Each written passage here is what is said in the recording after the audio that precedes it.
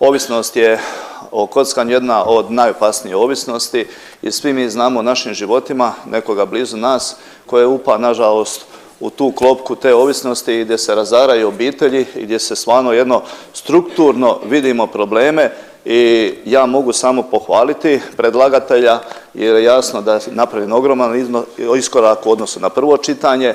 Naravno da postoje i još neke točke koje ćemo mi sasvim sigurno svi zajedno u ovoj raspravi ukazati da bi bilo dobro da se ubaci ovaj dio. Posebno želim zahvaliti nekim prijateljima među kojima je i dr. Lujo Mašić koji se bavi baš temom ovisnosti o kockama, koji mi je na jedan način sugerirao koliko je bitno da ove zakonske odredbe koje se donesu budu na dobrobit naše djece, naših obitelji, svih nas. Zato još jednom pozdravljam ovaj zakon. Zahvaljujem predsjedniče Hrvatskog sabora, poštovani državni tajniče. Evo, pohvaljujem izmjene i dopune Zakona o igrama na sreću, posebno jer se tiču naših obitelji koji su temelj našeg opstanka, odnosno temelj svakog društva.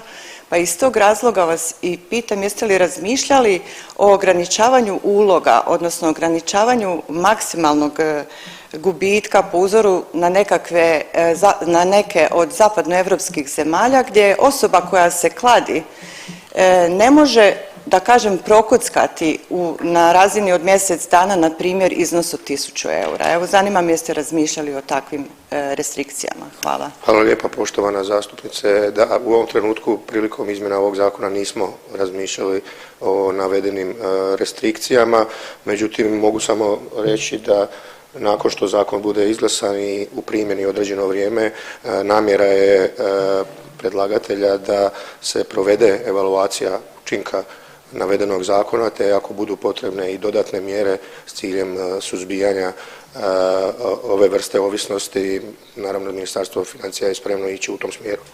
Moje pitanje je u kojem će se vremenskom roku povezati softveri kazina i automata s obzirom da je sada samo lutrija i kladionica povezana.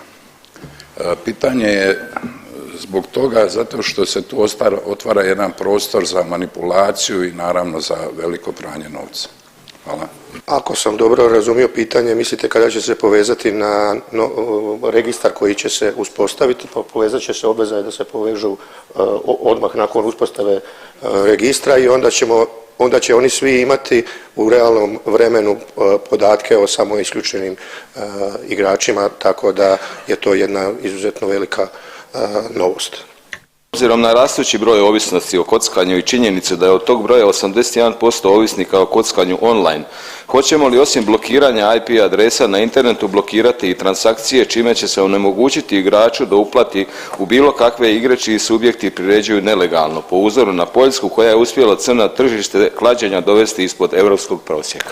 Hvala lijepa poštovani zastupniče. Već sam i u uvodnom izlaganju rekao da smo već od 1. siječnja zapravo ove godine to napravili, ali izmjenama u općem poreznom zakonu i zapravo od tada blokiramo izvršenja platnih transakcija u igri nelicenciranih priređivača igara na sreću.